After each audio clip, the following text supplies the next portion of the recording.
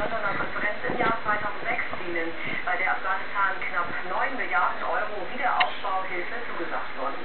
Merkel und Prodi sprachen auch über eine mögliche Verschärfung der Sanktionen gegen den Iran. An dem Gespräch im Gästehaus der Bundesregierung nahmen auch zahlreiche Minister beider Länder teil. Heute vor 18 Jahren hat die UNO die Kinderrechtskonvention verabschiedet. Sie hält scheinbar Selbstverständliches fest, dass auch Kinder Rechte haben, darunter das Recht auf Schutz und eine gesunde Entwicklung. Die Konvention wird heute volljährig, aber seit sind mehr als 200 Millionen Kinder geboren worden, vor ihrem 5. Geburtstag starben, unter Hunger, Armut und Gewalt leiden. Ya estás aburrido ahí, ¿no?